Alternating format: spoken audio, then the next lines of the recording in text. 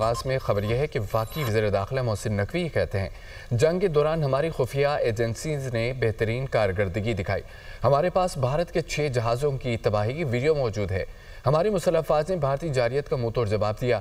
جنگ میں field marshal Syed Asim Munir نے زبردست قیادت کی. نور خان ایئر بیس پر بھارتی میزائل حملے سے کوئی نقصان نہیں ہوا. ہم نے بھارت کے خلاف تمام اہداف کامیابی سے حاصل کیے. لاہور میں سیمینار سے خطاب کرتے ہوئے ان کا مزید یہ کہنا تھا. فیلڈ مارشل نے کہا ہے کہ بھارت چمکتی مرسڈیز اور پاکستان بھرا ہوا ڈمپر ہے. اندازہ لگا لیں نقصان کس کا ہوگا. بھارت کا جو نقصان ہم نے کیا وہ اس سے ہضم نہیں ہو رہا. بھارت پاکستان میں کھلے عام دہشت گردی کر رہا ہے. بھارت نے سیاسی دہشت گردی کر کے کشمیریوں کو دبایا ہوا ہے. کشمیریوں کو ان کا حق دلوائے بغیر بھارت کا پیچھا نہیں چھوڑیں گے. مودی سرکار کے دو اہم کردار اجیت دوول اور امیت شاہ پہلگام ڈرامے کے کردار ہیں. اجیت دوول اور امیت شاہ مودی کے ساتھ بھارت کو بھی لے ڈوبیں گے.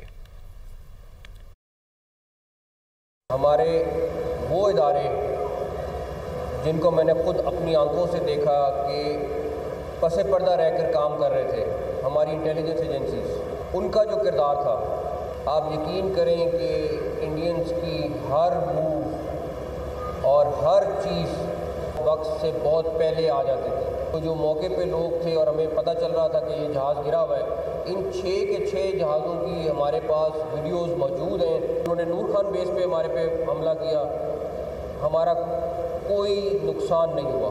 تو یہ ساری کی ساری اللہ تعالیٰ کی مدد تھی اور جس کی وجہ سے یہ ہمیں کامیابی ملی. فیلڈ مارشل صاحب نے یہ ابھی برسل میں خود بھی یہ قصہ رپیٹ کیا ہے. انہوں نے اس سعودی ڈیلیگیشن کو کہا کہ جس طرح بات کر رہے ہیں یہ انڈیا جو ہے ایک شائننگ مرسڈیز کی طرح ہے، لیکن ہم ایک ڈمپر ٹرک کی طرح ہیں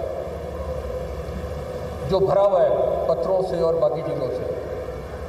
اب آپ امیجن کر لیں کہ جب اس کی ٹکر ہوگی تو اس مرسیڈیز کا کیا حال ہوگا.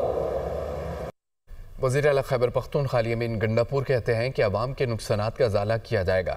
کسی کو تنہا نہیں چھوڑیں گے. سیلاب سے تباہ گھروں کو دوبارہ تعمیر کریں گے. سیلاب سے سب سے زیادہ نقصان بونیر میں ہوا. بونیر میں پانی کے راستے میں قائم عمارتوں کی وجہ سے زیادہ نقصان ہوا. متاثرہ علاقوں میں ریسکیو آپریشن جاری ہے. تمام ادارے کام کر رہے ہیں. آبادیوں کو پانی کے راستے سے ہٹا کر دوسرے مقامات پر نئی بستیاں آباد کریں گے. تجاوزات کے حوالے سے کسی سے کوئی رعایت نہیں ہوگی. شہری قبضوں تجاوزات سے گریز کریں اور حکومت سے تعاون کریں. یہاں پر جو بڑا سب سے زیادہ مارکیٹ کے نقصان ہوا ہے بنیر میں، ادھر ہی آپریشن کے دوران ایک ایسی مارکیٹ تھی جو بالکل سینٹر میں آئی ہوئی تھی، اور وہاں پر آپریشن کے جب شروع تھا اور کر رہے تھے تو وہاں پر عدالت سے سٹے آ گیا اور اس سٹے کی وجہ سے کام روک دیا گیا. تو آج سب لوگ وہاں پہ کہہ رہے تھے کہ اگر یہ سٹے نہ ملتا اور یہ ہٹا دی جاتی تو اتنا بڑا نقصان نہ ہوتا. یہ تجاوزات اس طرح کر کے، قبضے کر کے، مہربانی کر کے اس چیز سے گریز کریں. ہماری پوری کوشش ہے آپ کسی کی املاک کو نقصان نہ پہنچائیں، لیکن ہم جب ایک وارننگ دیتے ہیں، ٹائم لائن دیتے ہیں کہ آپ اپنی جگہ ہے اتنے فٹ پہ ہے کر لو، تو لوگ اس ٹائم پہ نہیں کرتے. ہمارے ڈی پی او نے اور پولیس نے لوگوں کو نکالا ہے، بچوں کو اسکولوں سے انہوں نے نکالا ہے. اس دفعہ جو ریسکیو والوں نے چلتے پانی کے اندر چھلانگیں لگا کے بچوں کو نکالا ہے. اس لیے نہیں کہہ رہا کہ وفاقی حکومت کہے کہ جی پیسے ہیں تو ہمارا تو فرض ہی نہیں بنتا. فرض ان کا اپنا ہے، ادا کرتے ہیں، کریں، نہیں کرتے. میرے لوگ مطمئن رہیں کہ یہ وہ صوبہ نہیں ہے کہ مجھے بھیک کے لیے ہاتھ پھیلانا پڑے گا آپ لوگوں کے لیے. میرے پاس وسائل موجود ہیں. کمیونیکیشن اور ورکس ڈپارٹمنٹ نے خیبر پختونخوا میں سیلاب سے متاثرہ سڑکوں، پلوں اور نالوں کی رپورٹ جاری کر دی ہے. رپورٹ میں صوبے میں بارشوں اور سیلاب سے نقصانات، سڑکوں کی صورتحال بتائی گئی ہے. شہزادہ فہد کی اس رپورٹ میں دیکھیے. خیبر پختونخوا میں بارشوں اور سیلابی صورتحال پر محکمہ CNW نے رپورٹ تیار کر لی. رپورٹ کے مطابق سیلاب اور بارشوں سے 238 سڑکیں جبکہ 266 مقامات کو نقصان پہنچا. صوبے میں سیلاب سے متاثرہ 47 سڑکوں کو مکمل طور جبکہ 172 سڑکوں کو جزوی طور پر بحال کر دیا گیا. سیلاب اور بارشوں سے متاثرہ 47 سڑکیں اب بھی ٹریفک کے لیے بند ہیں. سوات میں 26 مقامات جبکہ 25 سڑکیں سیلاب سے متاثر ہوئیں، جن میں 2 مکمل طور پر بحال کر دی گئیں جبکہ 3 سڑکیں ابھی بھی بند ہیں. لوور دل میں 28 سڑکیں سیلاب سے متاثر ہوئیں۔ 7 سڑکیں مکمل طور پر ٹریفک کے لیے اب بھی بند ہیں۔ مانسیرا میں 13 سڑکوں میں سے 8 کو مکمل جبکہ 5 کو جزوی طور پر ٹریفک کے لیے بحال کر دیا گیا۔ ملاکنڈ میں 11 سڑکیں بارش اور سیلاب سے متاثر ہوئیں۔ مردان میں سیلاب سے 25 روڈ متاثر ہوئے۔ کرک میں 14 سڑکوں میں سے 3 کو مکمل جبکہ 11 کو جزوی طور پر بحال کر دیا گیا۔ رپورٹ کے مطابق بارشوں اور سیلاب سے 49 پل متاثر ہوئے۔ 4 پلوں کو مکمل جبکہ 32 پلوں کو جزوی طور پر بحال کر دیا گیا۔ 14 پل اب بھی ٹریفک کے لیے بند ہیں۔ مردان میں سب سے زیادہ 16 پل سیلاب سے متاثر ہوئے۔ ضلع سوات اور لوور دیر میں 5، کوہستان میں 4 پلوں کو سیلاب سے نقصان پہنچا۔ رپورٹ میں بتایا گیا کہ سیلاب اور بارشوں سے 47 نالوں کو بھی نقصان پہنچا۔ 31 نالوں کو جزوی طور پر بحال کر دیا گیا جبکہ 13 نالے اب بھی بند ہیں۔ اب آپ کو بتائیں کہ خیبر پختونخوا کے مختلف اضلاع میں پاک فوج کا سرچ اینڈ ریسکیو آپریشن، متاثرہ علاقوں میں راشن اور امداد کی تقسیم بھی جاری ہے۔ کور آف انجینئرز کے دستے ٹوٹے پلوں اور بند سڑکوں کو کھولنے میں مصروف ہیں۔ پاک فوج کی امدادی سرگرمیوں کا حوالہ اس رپورٹ میں۔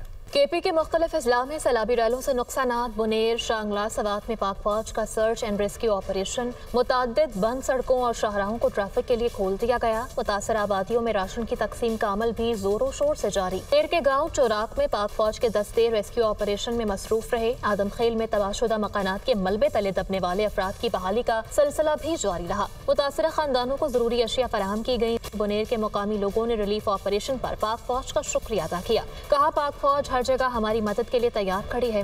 موسم کی خرابی کے باوجود پاک فوج کے ہیلی کاپٹر بھی ریسکیو مشن میں مصروف ہیں۔ ہیلی سروس کے ذریعے متاثرہ علاقوں میں ضروری امدادی سامان اور راشن پہنچایا جا رہا ہے۔ پاک فوج کے ڈاکٹرز نے متاثرہ علاقوں میں فری میڈیکل کیمپ بھی قائم کر دیے۔ مانسہرہ، نیلبان اور بٹگرام کے سیلاب زدہ علاقوں میں بھی پاک فوج کی امدادی کارروائیاں جاری ہیں۔ خراب راستے کی وجہ سے ریلیف ٹیم کو 8 کلومیٹر کا فاصلہ پیدل طے کر کے متاثرہ علاقے تک پہنچنا پڑا۔